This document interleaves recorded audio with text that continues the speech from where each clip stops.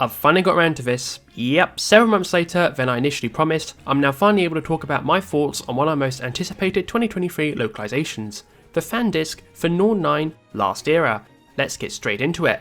Originally released for the PlayStation Vita in 2015, Norn9 Last Era serves as a companion title to the PSP/Vita title Norn9 Var Commons, previously released in English in 2015.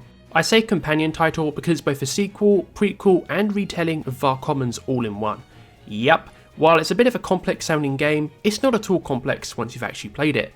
You do need to play Norn9 Var Commons first though before jumping into this one. This title is after all a fandisc. Additionally, this video serves as an appendix to my previous review from a year ago, so it's not going to be as long as that video, and I do recommend watching that first before this one, although you don't need to. You see, Last Era in many ways completes the story of Norn9. While Var Commons is a great game, a lot of background knowledge and events are not fully explained, especially relating to the world building. Rather, these events are played second to the character interactions and core romance, which is totally fine. However, it was one of the most notable flaws with Norn9 Var Commons that even fans of the game like myself can't ignore. Hence, this is why many English-speaking Otome fans wanted Last Era to receive a localization back during the PlayStation Vita's lifecycle. However, this never happened. Much like Var Commons, Last Era also adopts a unique structure. The game is split into four main sections: Prelude, Concerto, Fugue, and Fantasia. The Norn9 shop returns from the original game, as well as a new Norn9 Plus Life minigame, which I'll also come onto later. So let's break down each new section a bit more, shall we? The first section of the game is Prelude. You have to play this portion of the game first before all the others unlock. This portion tells the origin stories of how each of the 9 guys, and by extension Mikoto and Nanami, joined the Norn. It's a really interesting take on the story, especially because it's told in an enforced playing order, reflecting who joined the ship and when. Nothing like this exists in Var Commons, or even Last Era for that matter. Norn9 normally emphasises freedom in what order you can play through each route, for the most part, so being forced to meet the guys again in this order is quite refreshing. Additionally, the enforced playing order also serves to familiarise yourself with the characters again, even if you've not played the base game for a while. Next up is Concerto. This is the bulk of Last Era's content as it contains the after stories for all 9 guys you can romance. Each after story is split into 4 portions: a prologue, Moonlight, aka the part of the story that focuses on deepening relationships, Sunburst, which focuses on new challenges, usually expanding on plot points highlighted in Var Commons, and the Moonlight portion of the route, and finally the epilogue. You have to select the correct choices throughout both Moonlight and Sunburst to unlock the epilogue. You can easily follow a walkthrough for this online, however if you make a mistake you can replay the story from the start of a chapter in the main menu. You don't have to restart the entire story from the beginning. This part of the game is easy to highlight for me. I love seeing what happened to these characters following the events of the main game, and it's also due to its structure. All 9 after stories also follow the same 3 core endings split over the 9 routes like in Var Commons. So not only do you see what happens between each character and their relationships, but you also see what happens to the world around them as a result of the Esper's decision at the end of Var Commons. I love this development angle as it provides some good brain food for the lore, all while also seeing the relationships deepen. It's easily the most satisfying part of the game. As a result, some new characters are also introduced in many of the routes that did not appear in Var Commons at all, or if they did appear in Var Commons, only had a name or no sprite, these kind of things. Additionally, these new characters also have their time to shine and are well developed in their own right.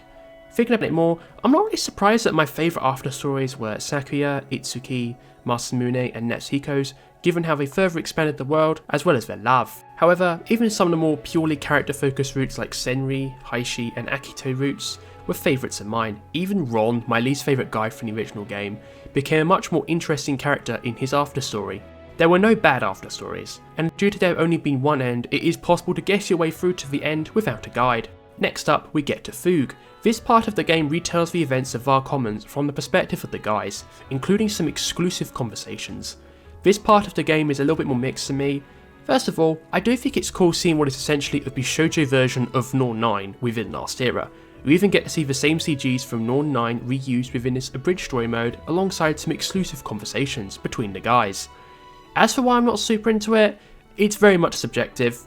Because I already knew what was going to happen, I didn't really want to replay the same content again, especially slice of life content that lacks brain food I need to stay invested.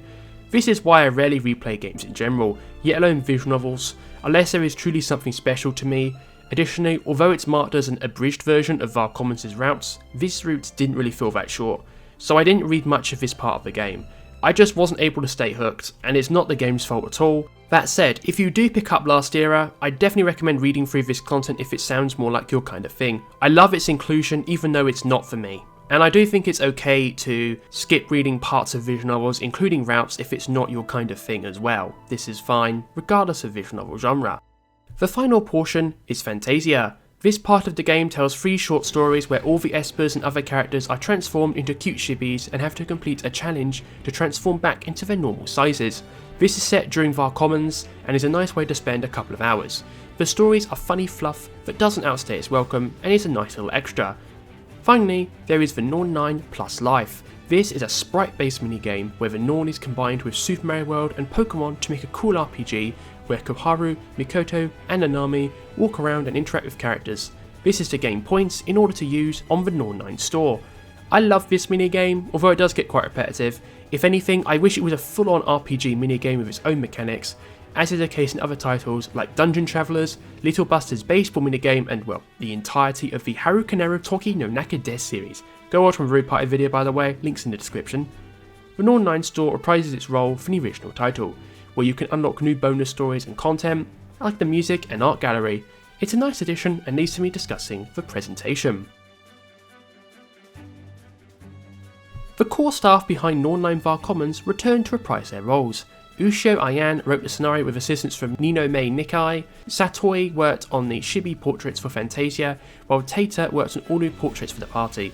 I love all the new outfits as well as other new drawings, such as the back of the characters.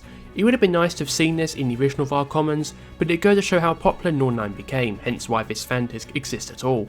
Veteran composer Kevin Penkin composed a handful of new tracks for Last Era, and all of them accompany the originals just nicely. He didn't compose many new tracks though, so much of Last Era's OST will be reused from Var Commons.